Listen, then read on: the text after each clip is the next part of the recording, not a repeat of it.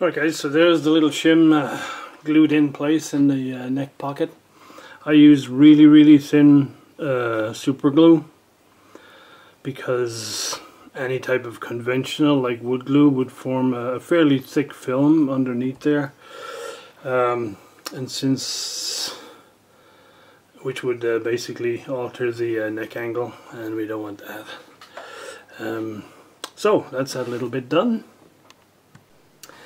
I think I'm going to be good to go with testing, stringing this thing up with it bolted on. My concern was that with just 2 screws here and the fulcrum point being just in front, that the string tension would pull the neck up out of the pocket.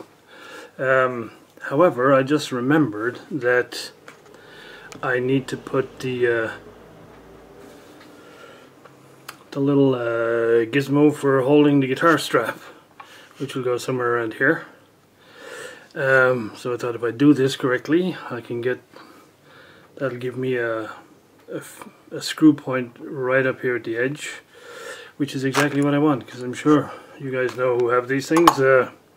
Normally with a regular bolt on you'd have a plate like that with the 4 screws holding it on, and right in here would be the little guy for the guitar strap.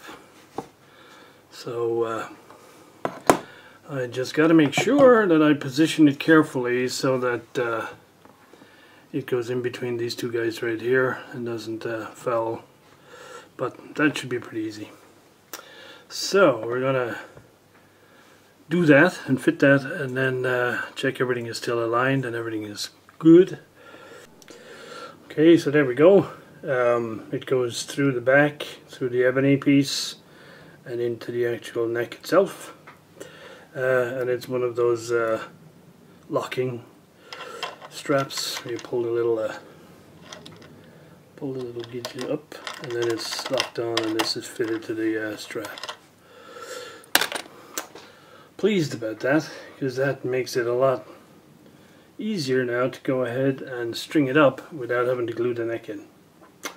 So yes, John happy, John happy. Okay, so while I'm waiting for the tuning pegs, I usually like to, in terms of the truss rod setting, like to have a slight back bow on the neck, as close, usually around the 7th or 9th fret pivot, and this looks to be pretty good. Bearing in mind this neck has been sitting around in all sorts of trash piles and stuff for God knows how long, so it wouldn't surprise me if I have some tuning reprofiling to do here. I hope not, because that'd be boring and take a while. But yeah, okay, we seem to be good. So at least good enough to stick those tuning pegs on when they come, and get some strings on here. Well, as planned, the new machine heads arrived today. So this is the new one with the plastic knob. This is the original ones I had with all metal. Actually, it is lighter, but we'll see by how much. 37.3.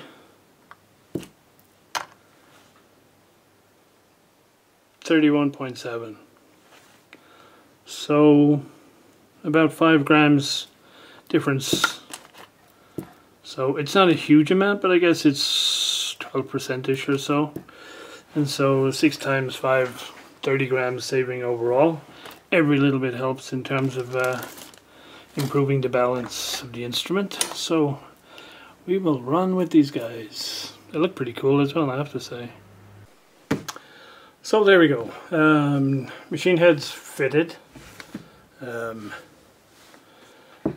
I think these knobs look quite appropriate, so I'm quite pleased with how they look. I've only put in 1 retaining screw, simply because I don't need to put them both in right now. I just need one to stop them rotating. Incidentally, these little tiny screws, I waxed them before I put them in because the hole is quite tight. And it is really easy if it's quite tight to get the screw in, that you shear the head off the screw. And that kind of ruins your afternoon because you got to get the damn thing back out and then get another one, etc.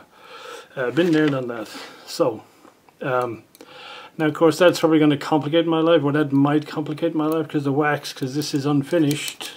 Well, it has a few coats of lacquer on it, but nothing serious. The wax might complicate my finishing story later on, but I think I'll be good. Next is the nut. So I'm gonna use the nut, the original one. I do have a blank to make a new one later, assuming everything is worth it. But since I checked and this is bone, I'll just put this one on and we'll run with this one for now. Let me get my hand out of the way. Yeah, I think no more excuses, no more delays. And it's time to put some strings on here. Okay, she's strung up for the first time. On the positive side, I'm pretty happy with how the neck alignment has turned out. However, this neck, when I tensioned it up, well, it moved a country mile, this neck did. So I have action now that you could, well, put it this way, it's high for a dobro. So what I'm going to do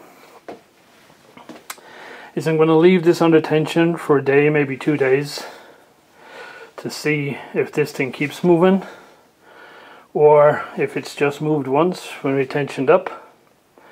And if it hasn't moved drastically in the next 24-48 hours, then it'll be a case of put 1, maybe 2 more shims under the front of the heel here, to drop that neck back a little bit further.